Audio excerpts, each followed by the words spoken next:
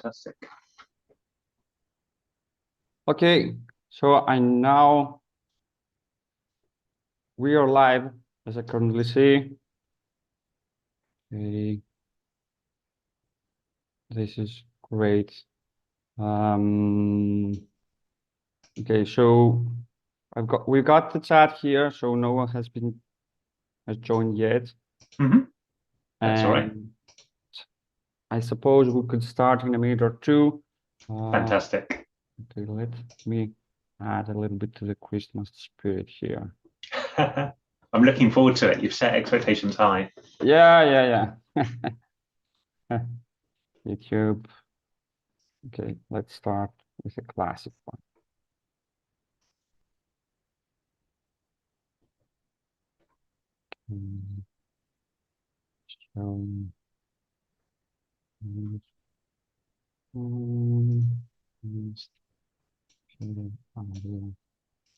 Okay.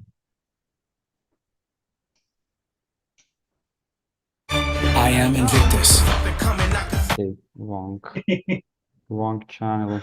Oh, hey guys. Okay, we've got two people. Nice. Three people. Hello, everyone. Hello, everyone. That's fantastic. Okay, guys. Thank you very much for being here. We are going to start I guess we should start in a minute or two. Let's hope if someone else joins, that would be fantastic. I'm Christian Sino. I'm the CEO and co-founder of Playtesting.games, and it's a pleasure having with us Steve Bromley, who is a very unique and very one-of-a-kind game user researcher. He has also the blog gamesuserresearch.com. I'm reading it from his description or on the bottom. So let's start. Should we wait for 1 minute more? Okay, I'll put one short video, one short song. Okay. I know that's everyone that has been hearing lately, so I don't know how it will work. I guess it will. And then we are ready to start, guys. We could start with a singer.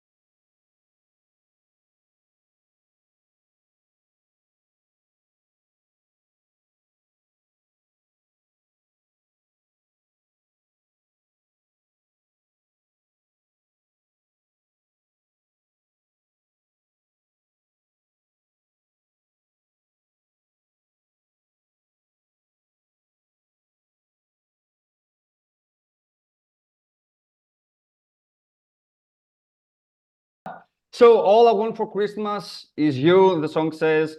I suppose a lot of studios out there, all they want for Christmas is gamers, right? More gamers playing their games.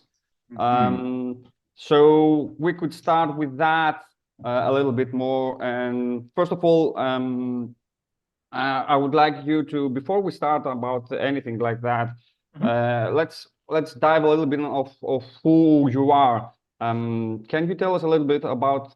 Well, it's to my knowledge that you have a huge experience on playtesting.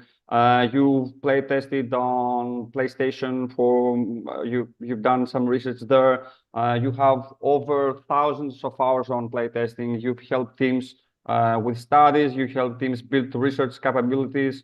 So you have a book that's very great on Amazon right now, How to Be a Games User Researcher. Do you have a new book coming out? Well, yeah, thank you for the introduction. I think you covered a lot of really good points.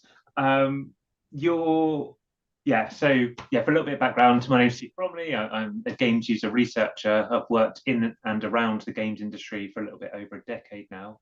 I've been really lucky to work with a huge variety of teams, also a lot of mentoring and helping people learn how to integrate playtesting or user research into their development practice. Um, that first book you mentioned, How to Be a Games User Researcher, is focused on if you're going to do this as a full-time career, how to build a career as that. But the challenge I've been more interested in, and I think the one most relevant for today, is for all those teams out there who they're not a full-time user researcher, they don't have the budget or the capacity to have a full-time user researcher. What do they need to know to work out how do we de-risk our game development, and then how can playtesting and user research fit into that? I'm very slowly working on a new book to support that. There's a free mini version of it on my website if people are interested. But yeah, I'm really enthusiastic to join you today and to talk about these topics. I think they're fascinating. Okay, that's great. So just a disclaimer, Steve is also working with us. I'm sure some of you have seen it on our website. He provides us with playtesting questions based on the outcome on the objective that you have on the playtest. If you join, if you log in, you will register and log in. You will see that on our website, on our platform for ordering tests. And he's the only person we work for also that help studios actually analyze their playtests and provide deep insights. We were going to talk a little bit more about that. So I just want to mention that I'm Christian Sino. I'm the CEO and co-founder of Playtesting.games. Our mission is help studios collect as much information as possible as they can from their gamers or any other source that could help them, e.g. the competitor or something that will help them understand the gaming behavior more and actually in the end build great games that count, as we often say internally. Our competitive advantage is that we verify gamers behavior through our Android app. We know a lot of information about what they do with the games that they have on their phone. We also support front-facing camera support if you would like to see the tester's face. We are one of the most affordable solutions, which in the end helps gamers do more tests. That's ideal for testing more often. That's one of the key points that I would like to do in that. Let me check if that we've got some product announcements going on, but before that, I would like to do a little share screen, and it's gonna be here. Is it going to be Mariah Carey again? No, it's not. It's not gonna be. Not gonna be like that. So okay, I'll do a share screen of this window, and I hope everything works out. So okay, so this is the screen that you see when you log in into our platform. And the point here is that you could do many things, but one of the things that you can certainly do is create a new order, create playtest. I'm going to do that really fast. Okay, it's called a game like that. Okay, you can provide a version, a description. You can provide a game file. We've got one here, also logo. That's all basic stuff. I'm sure you're familiar with that. The tester's minimum age and maximum age, if you want, let's put 30, which I pretend to be. United States. You can provide the countries. Okay, special criteria if you want, number of testers to participate if you want for this in camera or not. Duration, let's put that 30 minutes. I'm doing this very fast, and this is one of the things that we've talked before. Steve was kind of to provide us with some questions that, based on your objective, can help you better talk with your gamers with the survey questions that you provide in the end. So he was kind enough to provide 4 different categories, like general questions about the appeal, about the usability and the retention. They're all here, and you can with one click put them all here and complete the survey. So you've got that great summary you get in the end, and then you get, okay, now I need to stop sharing and share another screen. That's a YouTube video actually, and I'm gonna skip, guys, with that presentation and go back to the questions. That's the real thing. So suppose everyone's seeing a YouTube video. So what you see is these type of results, an aggregation form, and each testers response their username, their age, gender, location, and you could see also the video that you most interested on looking. So okay, I'll stop sharing and go back to the talk. Let me check. So where were we? Okay, so my biggest question is, okay, there are a lot of experienced gamers out there that, I'm sorry, game studios out there, but there are a lot of that they are considering, like why I should do playtesting and why I need a game user researcher to do that for me. And let's talk a bit more why is important playtesting, right? So Yeah. studio, I got often called that, I've got my friends to test the game. Why I need you? I've got my team to do that. I've got my family and to the people that my family knows. So that's it. I don't need more people. Especially I don't need to pay any of you guys for doing that. So what's the answer here?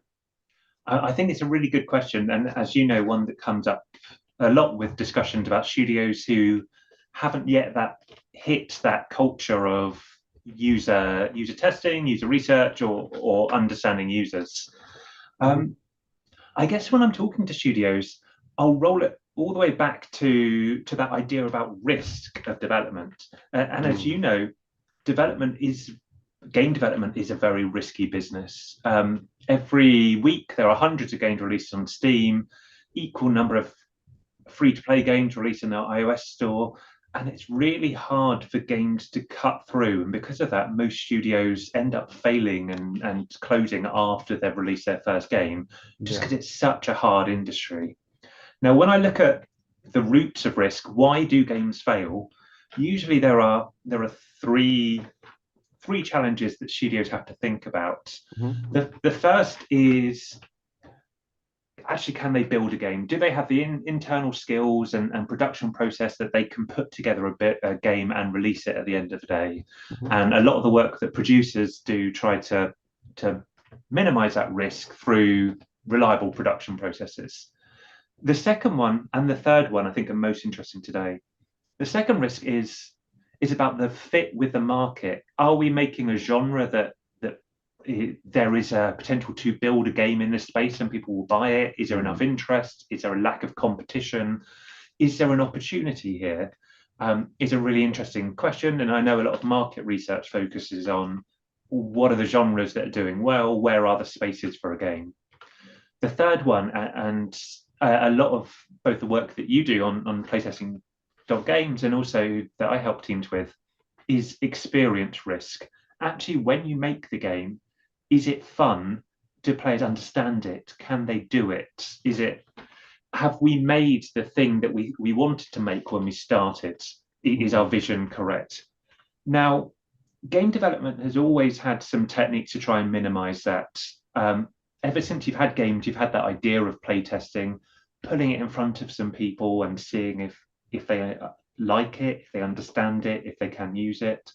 And usually that starts with friends and family or people in the studio, all those things that, again, you're hearing when you're talking with teams. Again, coming back to the idea of risk, I like to talk to teams about how they're introducing risk into that process. So their friends and family aren't actually are typically not the same as their target players. The type of people they're playing are going to have different behavior, different opinions. And so you are going to find you're going to generate different data if you're testing with real, legitimately screened users using a process like you showed us on Playtesting.games about defining the demographics, defining their gaming behavior. And sorry. Please go on. Yeah. So my point also is that, you know, often the family will give you a soft yes, okay, I enjoy it. Yeah, I like the game. They don't want to hurt your feelings, or perhaps they don't put much thought on actually understanding what the game is. Of course, the genre that you mentioned, it's crucial that it needs to be on the demographics, that every especially marketing guys that I've talked with, you know, understand that targeting is really important, right? You can't just release a game for everyone, at least at the very beginning. If you would like to start with a very small demographic, small niche, and focus on that, you need to be very clear about what that demographic is, what that genre, and especially what characteristics they have, what gaming behaviors they have, what games other than yours have played in the past, or are still playing in parallel with your game that you're going to build. So having this old information is really hard, for example, with that team, friends, family part. Or also I'm hearing like, okay, I've got analytics. Why I need, or I've got story views. That's my feedback is the people that comment on the Play Store or in Android, and they say your game, I don't like your game, and they don't give any other. So what about these situations? Like I've got analytics. Why playtesting is important if you have analytics? I think again a great point. So there are other data sources out there, like you say, analytics, reviews. I guess the issue with reviews, as well as the lack of detail, like you describe, and it's hard to work out actually what's the root of their issue, is also these are very extreme players. The type of people who are going to leave a review aren't the ones who had extremely adverse reactions and are not going to map to the majority of your players. Regarding analytics, there definitely is a huge amount of value in using analytics, especially in the free-to-play space, to look at where retention is dropping. However, it doesn't give you enough actual information about why do we lose players on day 5? Why do most of our players churn in their first half an hour? You need to be combining that with other data sources, qualitative work like observation and interviews to build that out. I guess I should also mention you can get analytics once you've launched or once you've soft launched. However, you're very late in your development process by that point. And if you're finding fundamental issues, then you've wasted a lot of development time, a lot of marketing spend to start your user acquisition and get them in the top of the funnel. And it ultimately costs a lot less to make changes earlier in development. With playtesting and with user research, you can start to generate relevant data from the earliest prototype. Even before you've got a prototype, you could be evaluating your concepts. And that it's just a lot cheaper to change an idea rather than build a game, launch it, put a bunch of money to get players playing it, and then find these fundamental issues. You're burning money at that point. That's true. If you have like a 30-person team, right, working in one single game, or 2 games, I suppose 30-person team that could be working in 2 games, but let's suppose that all are working in one game. If even 1 month you are late, you're building something in one direction and you got early feedback and you change direction a little bit, you are heading to a different direction, and that could be done with playtesting, because you'll know upfront, and some information that could give you that different direction. And this is something that also a lot of I've come from a startup background. I have friends that are building their own companies from the scratch, and they're trying just like studios to create a hit product, like a hit game. And a lot of that is done like, you know, is and I will talk about that more, but I hear a lot of that, like I don't have to hear to know another point of view. I know my audience, right? I know my audience, or we are artists, right? We have that all great arguments, especially in the gaming industry. I know my audience, or I'm building something that expresses myself, right? Yeah, definitely heard all of these. Yeah. So what's your answer to all of these? Yes, and it is interesting, isn't it, with games? You wouldn't get that with a traditional app. If you were making a bank website, people wouldn't have that degree of ego associated with what they're doing. And I'm happy that you're using the word ego, because it's very real in our industry. And to be fair, it comes from a good place, because games are an interesting mixture of creativity and business. You do need that creativity and that vision and that side of it, but you also need to balance. Well, it depends. If it's not a hobby, many people making games for a hobby, if you're making it and hoping to sell games at the end, you also need to be realistic about the business aspect of making games. Now, it's very easy to fall into that trap to believe that you know your players better than you do. Either that idea of, oh, I'm making it for myself, or just forgetting how different you are to your players. Because when you've been building a game, and games take years to build, you spend a huge amount of time thinking about that game. You understand your vision of the game. You understand how to play the game. You lose that beginner's mindset, and you can no longer see the game how a new player would. How I like to frame what we do as user researchers and with playtesting is largely, we're not trying to change your creative vision, but what we are trying to do is find discrepancies between the vision you have in your heads and that you think you're making, and the thing that players actually are taking away when they see your game. And by exposing players to your game as early as possible, you will notice that gap where what you think you're making is not the same as actually what's ending up in code on the page. And be able to fix that when it's cheaper and easier. So I think about that framing to help teams. And so there's this quote from Y Combinator. This is a very popular incubator actually, that also provides money to startups. And they say, like, make something people want. Now, I've heard you saying, make games gamers love. So the moment I saw that quote from you, so it was like, okay, he's talking about the same thing for sure. Or you are saying, like, you are not your players, right?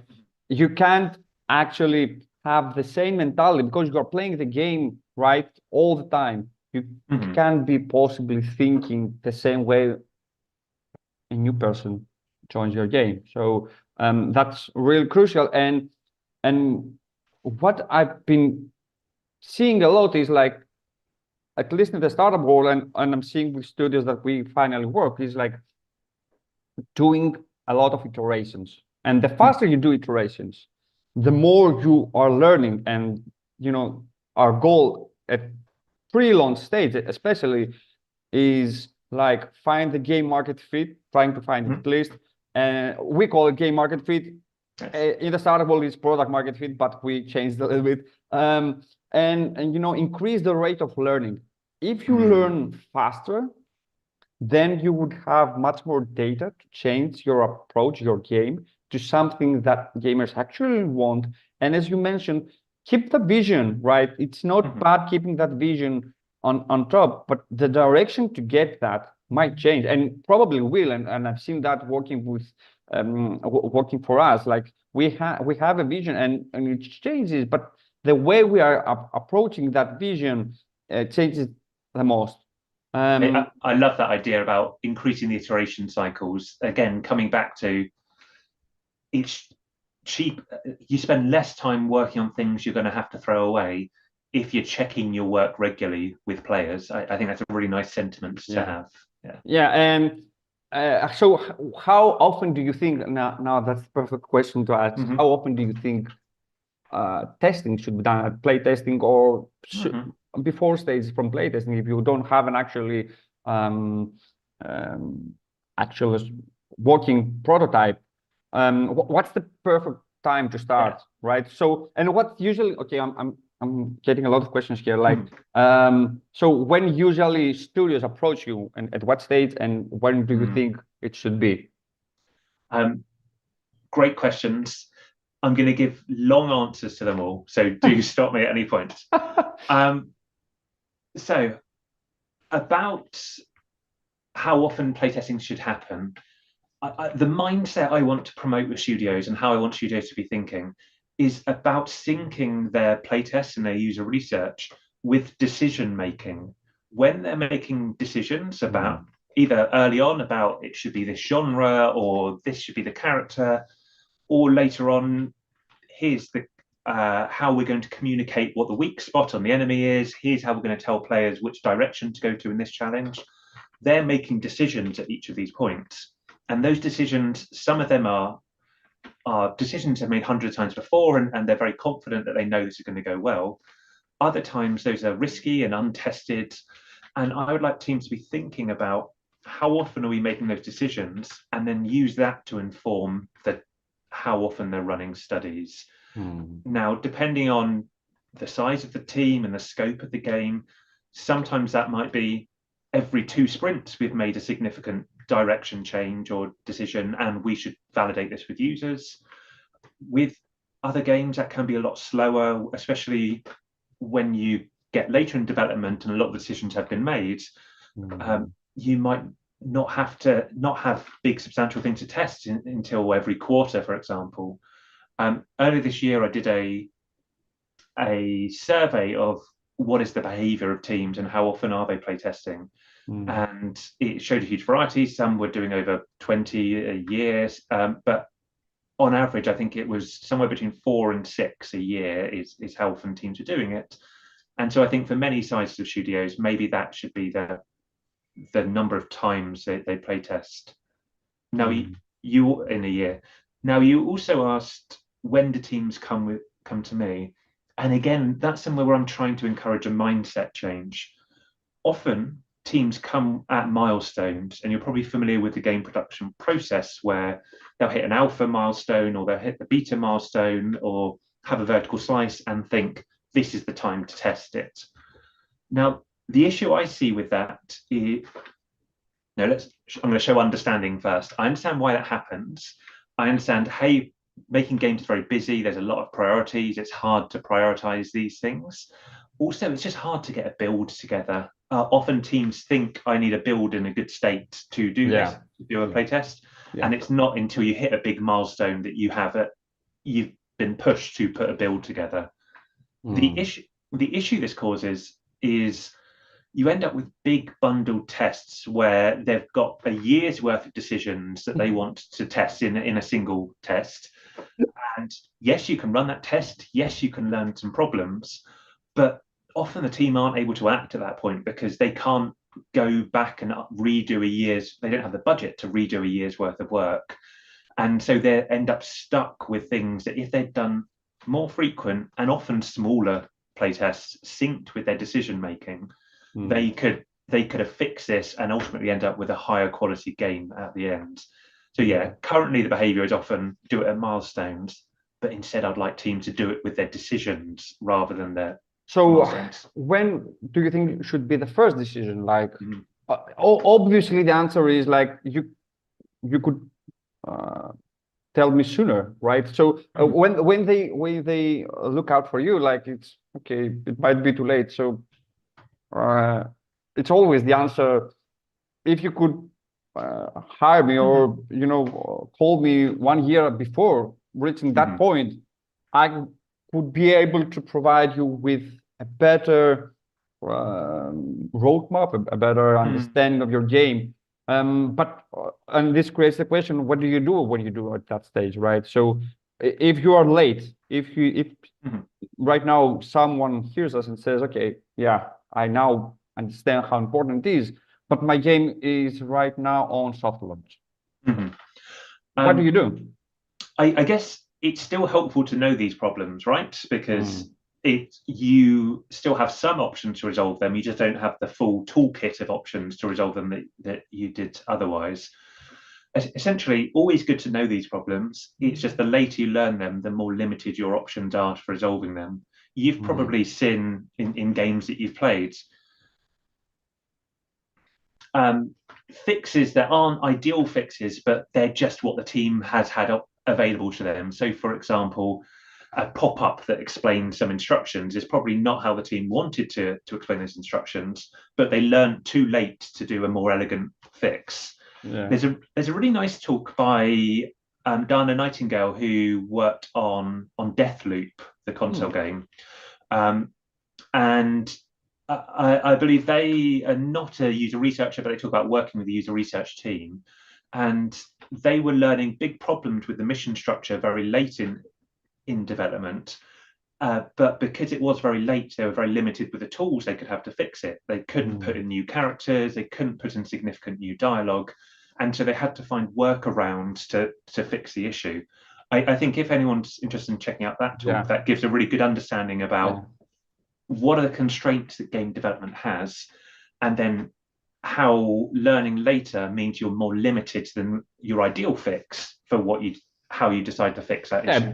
Because you have deadlines, right? You're the studio owner or someone from the investors that said, okay, you need to launch that. We need to put that out to gamers, and of course, think what to do next. So when they come to you, what they come, I suppose, most commonly on like alpha, beta.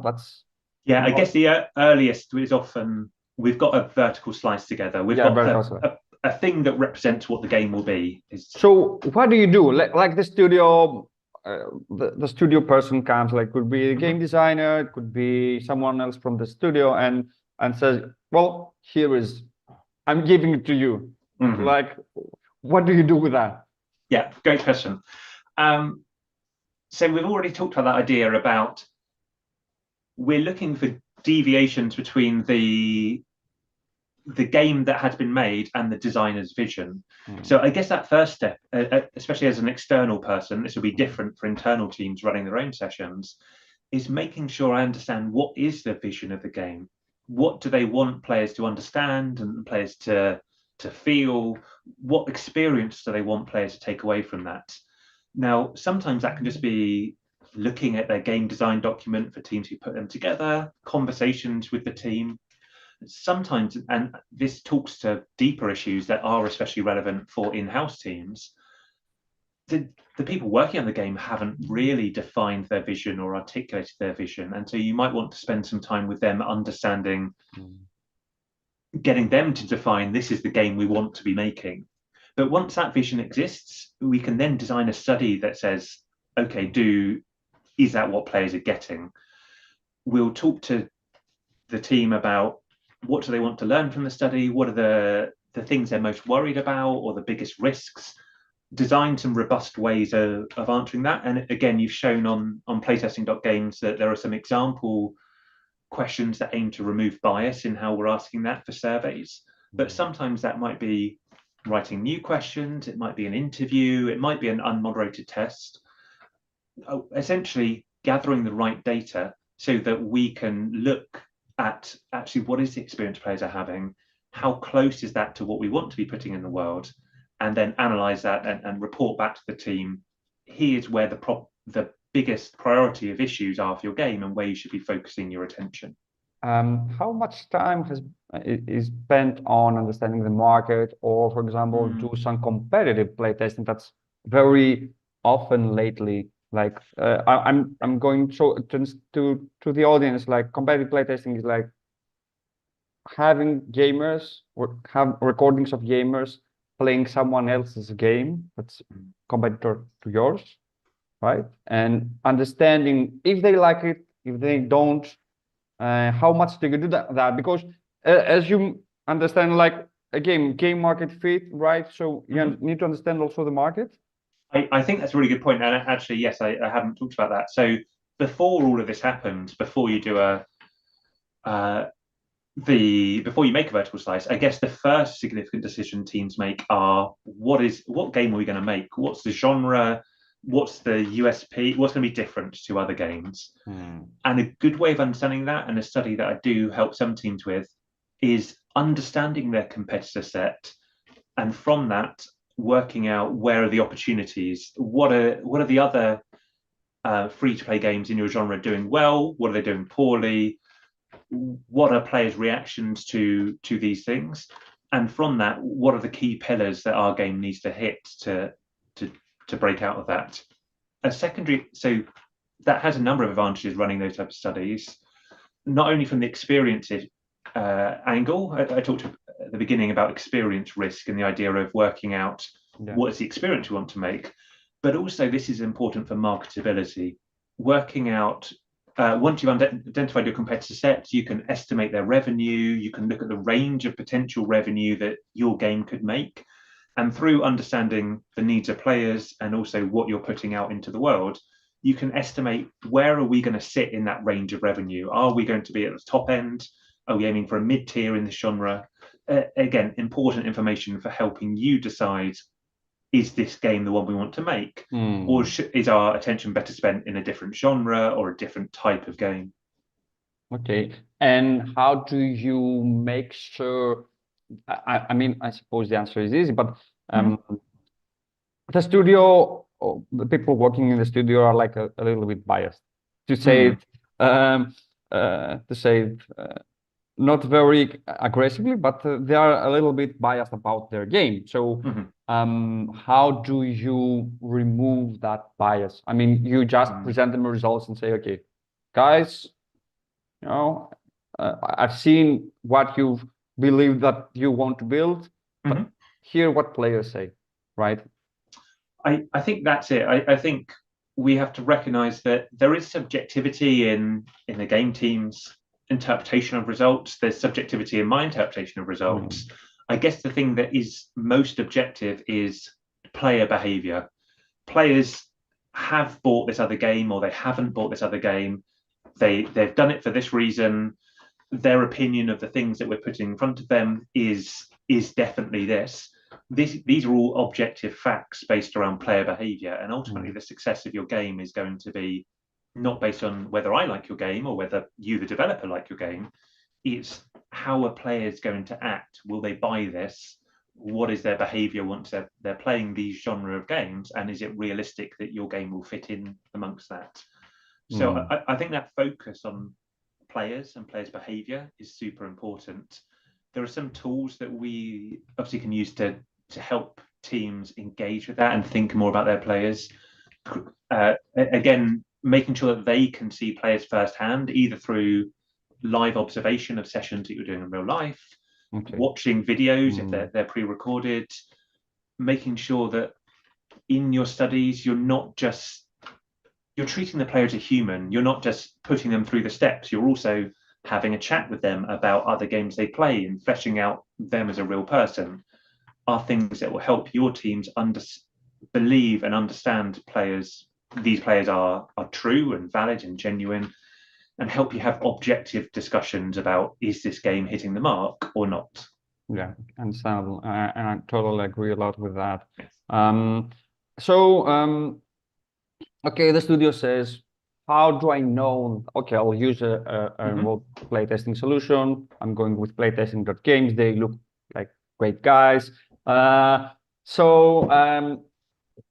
the KPI of playtesting? How do you know, or the studio knows that when they used it, that it worked, that it's worth their money, right? How do they know how? Because it's hard, you know, you're getting some results from some players, and then, okay, how I should interpret that into my game. And of course, what you're actually doing with us is like that work, right? Getting that feedback and making it actionable for the studio. But I'm just asking, like, how do you know that the playtesting worked? It was a success. I guess it's very difficult to measure because you can't do an A/B. The output of a research study is better decision making better direction, better understanding, and just making better decisions overall. And it's very hard to A/B test. Hey, in this game, we didn't have good information, and in this game, we did have good information. And so it's hard to say, hey, there's a 20% uplift in the quality of your decisions. However, ultimately, it has to be the success of it has to be measured through the number of decisions that it's influenced. So when you've found a problem and a team is acting on the results of that problem, they're going to have done something different to what they were doing originally. That should be a countable thing of, oh, actually you prioritize these things differently. You focus on these tasks, and because of that, you remove some problems. Perhaps one way that we can make that more measurable, especially around usability issues, bits where people don't understand what they're meant to do or where they're meant to go, is when we classify usability issues, we can classify the impact. We can say, this is a critical issue and players would abandon the game, or this is a medium issue and it's going to annoy the players, eventually them to abandoning, but not today. And by classifying the issues and then measuring, hey, in this study, we identified and fixed 20 critical issues that would have caused players to abandon your game, you can start to quantify the impact of your studies. And without going too in detail, I'm not a statistician, I'm not very good on stats, but there are techniques such as adjusted walled, which is a statistical technique that says, hey, if we found this in 1 out of 5 players, we know when it went out to the market, we would find this would impact somewhere between 1% and 60% of players, for example. And then you could start to say, hey, this usability issue we found, which impacted 3 of our 5 players, actually in the market could have impacted anywhere between 20% and 60% of our players. And that's a big problem. We might have lost 20% of our players, which is a huge loss there. So the next step, I suppose, is like get the feedback, analyze it, reach some decisions, and then act on that, and then adjust the game, and then do another test. Is that like the full cycle? I think ideally, yes, that idea of iteration that you mentioned is super important. I guess we also have to be pragmatic because teams don't have infinite budget and infinite time. And so making sure that after they've run a study, they've taken an action, they've hopefully fixed it, although they're not yet confident that they've fixed it or not because they haven't retested. Going through that prioritization process again and working out, well, how risky is it if this was fixed, if our fix had failed, is this a big problem or is it okay? And then prioritizing how important it is whether they fix those problems. So again, definitely retesting if you're finding critical issues, but otherwise perhaps waiting and bundling it up when you've made more decisions and have more to test. Yeah. So in startup world, and again, I'm coming from that background, there's a lot of tools about hypothesis maps that you put down all your hypotheses about the game, about your product, but we're talking about games. So I'm saying that's the same thing. Like you put down all your hypotheses and you say, okay, what's the riskiest hypothesis of all, right? What's the thing that would probably kill us? And you put that on the top. So and say, okay, I need to validate that or invalidate. So to make sure that this won't kill us. So usually there's a second one that goes then on top when you do that. And you do that process, and we do as a startup, we do that process a lot. We are trying to have the validation map, as we call it, which is actually, and I don't have time for that, and probably another webinar, is like you have a business model canvas. A lot of people might be familiar with that, and it's usually broken down in 3 things: the desirability hypothesis, how the game should be attractive, and that's called the game market fit, as we call it. The viability, which is like, okay, can we make money with that? Because people can enjoy the game, but you still don't make money that you want to make be a good business. And the third is like the feasible part. Can we build that? Nice. So usually at the very beginning, and most startups and most games most game studios is focusing on the desirability part, like how attractive is that? Mm. But often you need to move to the other things of like, can I build it? Can it make me can it make its money to investors perhaps? Because when you do have investors, this is something that they are worried, of course. So I would like to go to that thing that's okay, we've got the hypothesis written, we just have the idea, and can we do a test at the very beginning, right? Does someone come to you and said, okay, I have an idea of a game, we have an idea, like we are a studio, and we want to validate a few things before starting building it, because that's the best moment to start checking out if that could be viable, right? And what do you do then at that point? Exactly. I love the framing you've got around hypotheses. I try and encourage teams to do exactly that and define all their decisions through what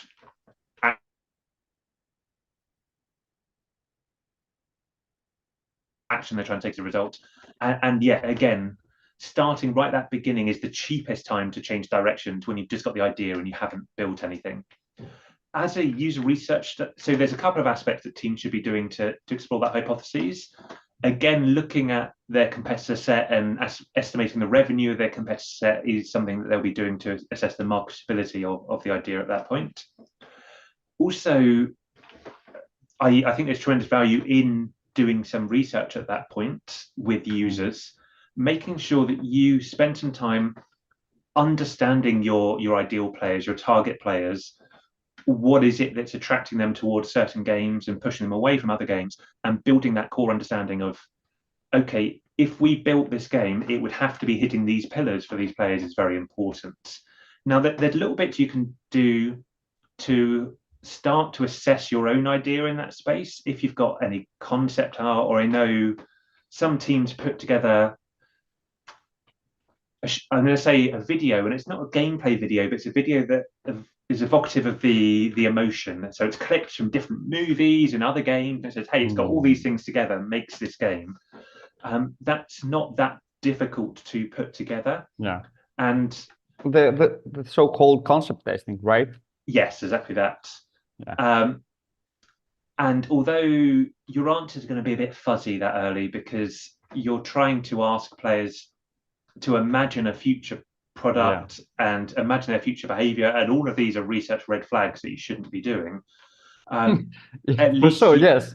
Yeah, at least you can start to have constructive, you can understand the mental model of players and what they're seeing and what they're taking away from it. And so as long as you don't believe, hey, if players say they're going to buy it, that means they're actually going to buy it, there's a lot of value you can get about understanding what does resonate with players, what are they taking away from this, and from that deciding, okay, our development effort is best focused on these aspects of what we think we're making, because that's the bits that seem to resonate with players. And you mentioned about the research red flags. Like it's common to say you don't ask your gamers, in this case, you don't ask them like, would you play this game, right? Yeah, they don't know. It's a very wrong question, but if they answer, and in concept testing you might do that, the point is like, why, finding out why would you like that game, what would you make you attractive to that, and that answer is the most surprising thing that you could hear, especially even on this early, because that would blow your mind on different directions you could go, and usually that's the most interesting question to ask. Also at this stage, although we can't and shouldn't trust their opinions about their future behavior, you can get a lot of valuable information by asking about their past behavior, getting them to tell you why they bought these other games in the same genre. What was it about those games that attracted them to them? What was their journey? How did they learn about it? What do they do next? What do they do next? Again, just gives you a lot of rich information that you can trust, because it is past behavior and it definitely happened, but also gives you inspiration for how should we approach building our game. Okay, so quick notes on that. We do have, like, you could do use our tools for competitive testing. You could play test with other games that's not yours.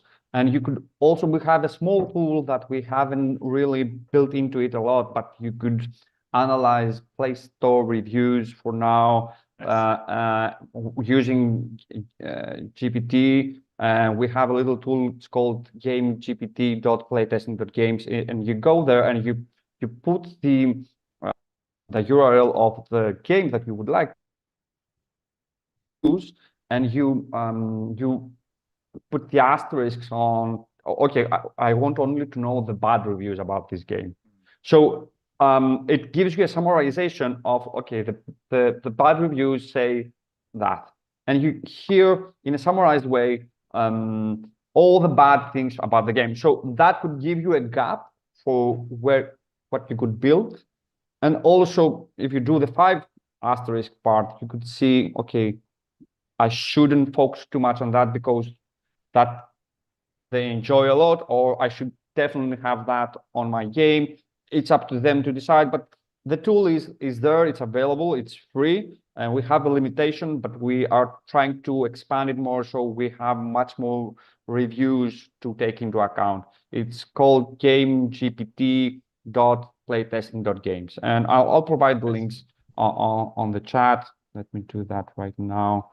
gamegpt.playtesting.games.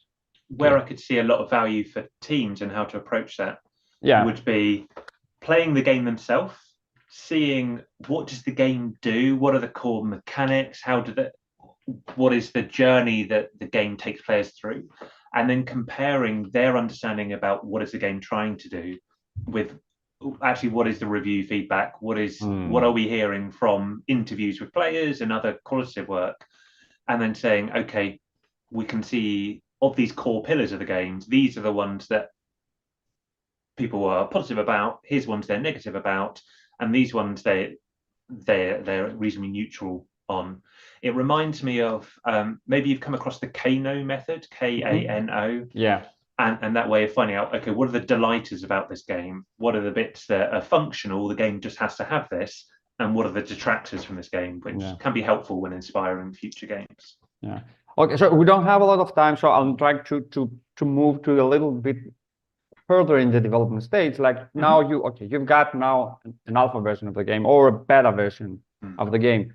So I suppose that's what we've been talking a lot right now, right? So what usually are the steps for that?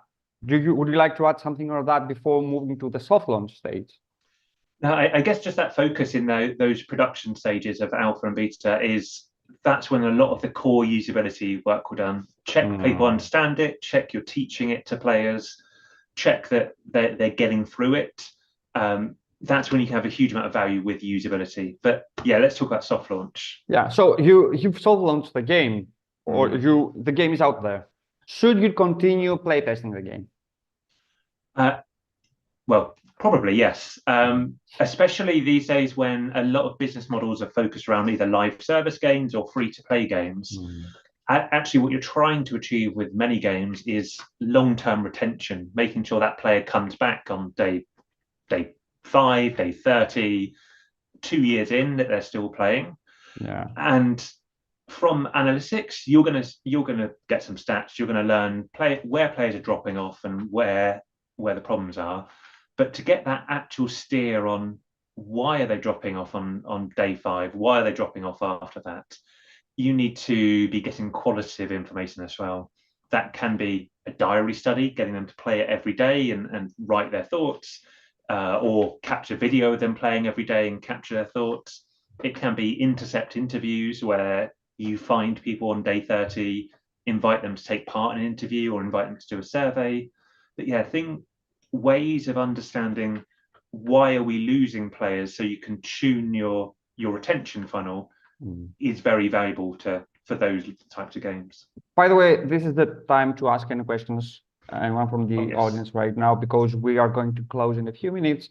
So that would be the perfect time to ask any questions for any of us.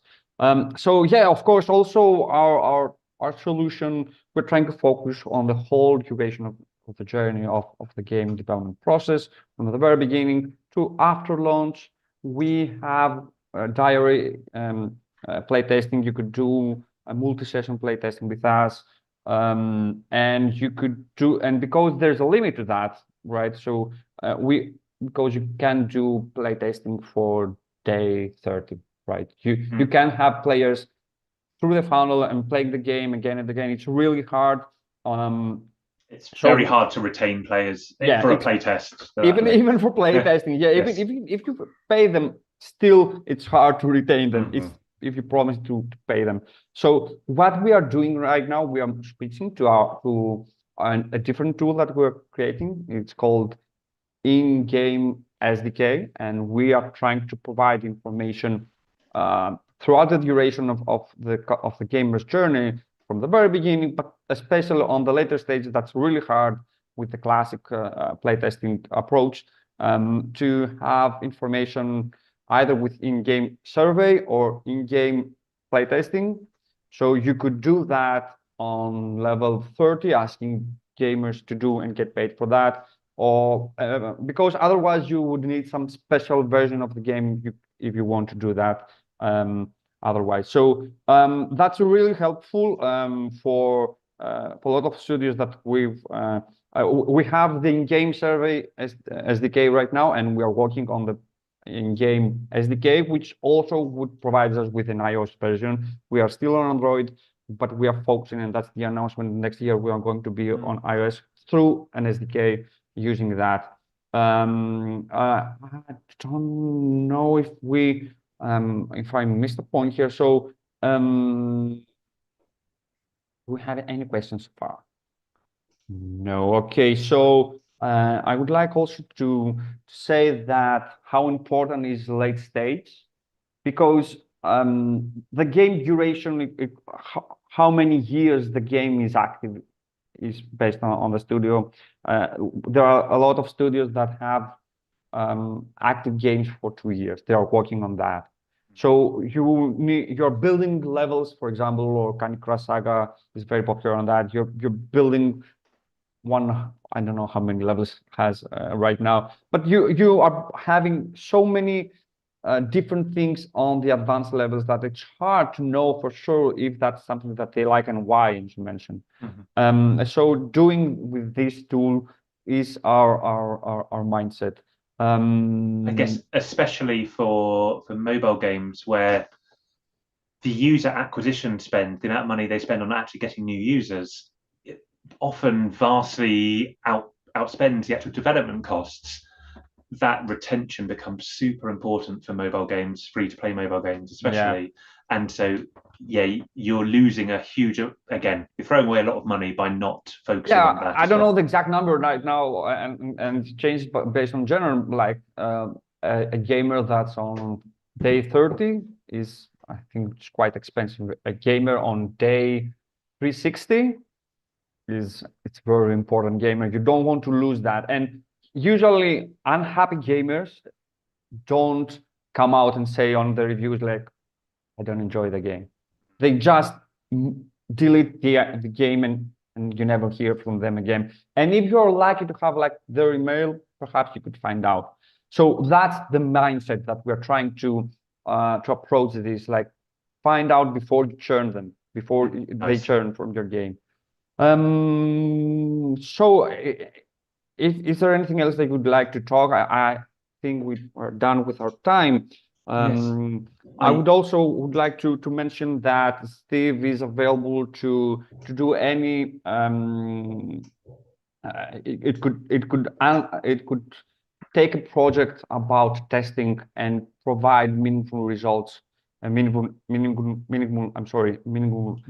insights about the game, and that no other person that I've known can do.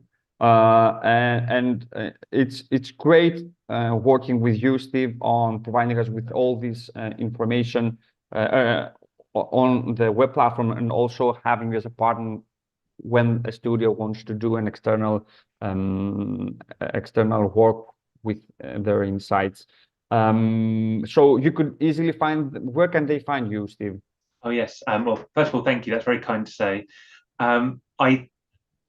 I love talking about user research. I love helping teams learn how they can be doing it in their development process and the opportunities for it.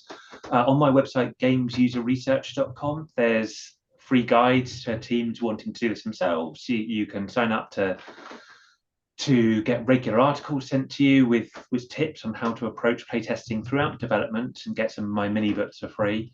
And also, yeah, it's just a way of working with me if teams are interested in working with me further.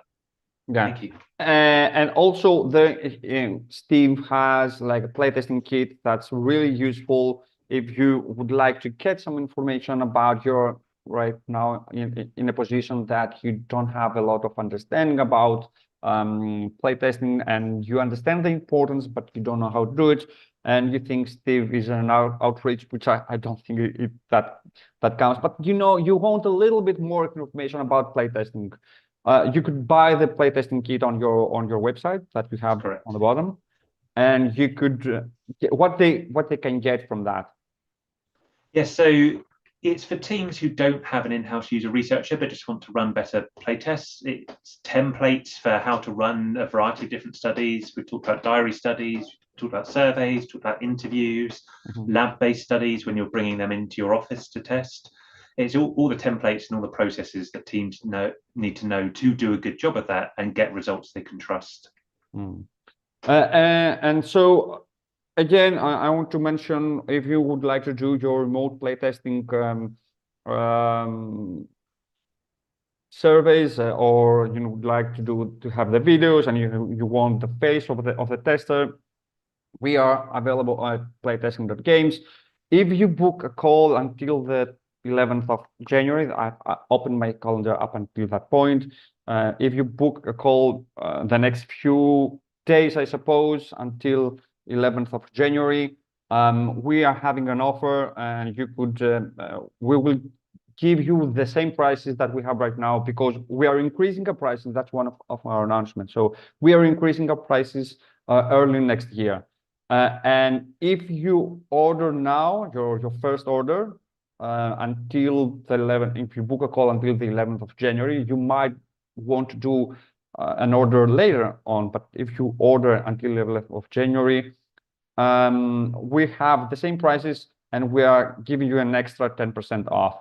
But you need to do it you need to do the order within early February. That's the limit. But it needs to be the first order, and you book a call with us. So that's the offer we do with everyone who is listening. I don't have anything else to ask. If there's any questions, okay, no. So any last words before closing this? No, just thank you to everyone who joined today and for their interest in user research and playtesting, and thank you to you, Christian, for giving up your time to host this today. Yeah, it's been a pleasure always talking with you. I'm always learning things from you, and it's really important. And the same mentality also I wanted to instill to anyone who's listening. Like, learning never ends, right? That's one point.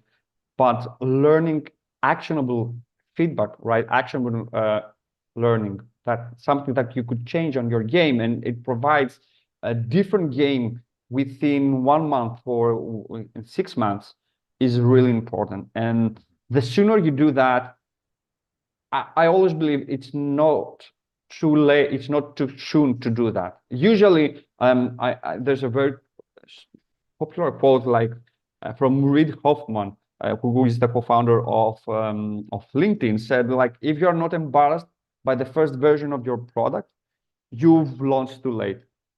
So I encourage everyone not to try to build things on top and, we will validate these things later on. No, remove everything. Start with a very, very small version of your game, even if it's not complete, even if it's not what your first testers would like you to have. Give them to them, and you would be surprised about their answers.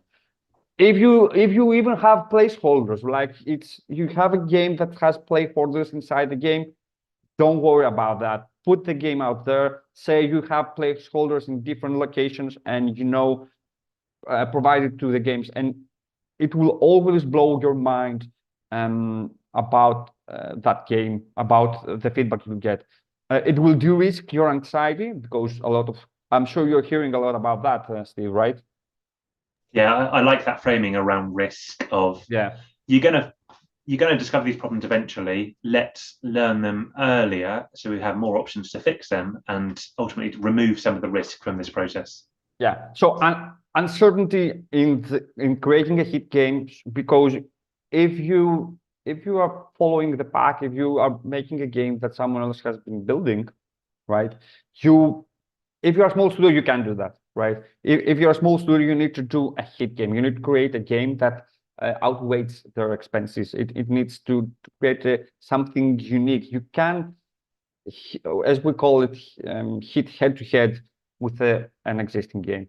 You're going to lose. Probably they have much more resources than you, so it's a waste of doing that. So if you want to make something unique, which is usually the case, if you raise money, that's what investors give you the money for. Create something unique that will have a huge success. It could be a huge success. So you need to remove that uncertainty from your game as soon as possible. And even investors enjoy. I'm talking with gaming investors, and they say they play test, right? Because they want to understand if the game is going to be successful or not. So if you provide that tool to them, it will perhaps help you raise the next round, or perhaps it will help you, especially in the early stages before launching the game. It will create some satisfaction for them that you are on the right track, for sure. I don't have anything else to say. It was a pleasure talking with you. Any last words before Christmas? No, happy Christmas, everyone. I'll see everyone in the new year. Okay, so have a great holiday season. Enjoy time with your family, with your friends, whoever you want to spend time and you didn't have time throughout the year, through the busy grinding period of building a great game. I hope you enjoy your time there and get a good rest, because the next year is going to be a great year for everyone, especially if you use Playtesting.games, right?